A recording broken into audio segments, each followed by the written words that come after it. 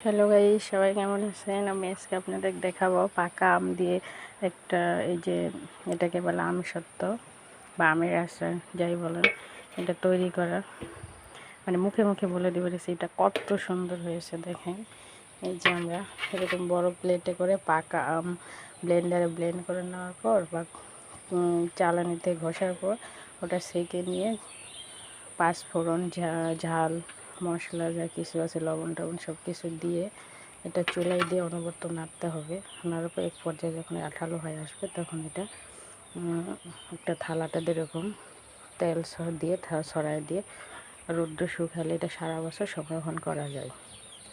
এই যে দেখেন, এই যে রৌদ্র কি কত সুন্দর হয়েছে দেখেন, আপনাদেরকে আমি দেখাচ্ছি। এই যে দেখেন, এই যে এই যে আপনাদের খেতে সেই মজা।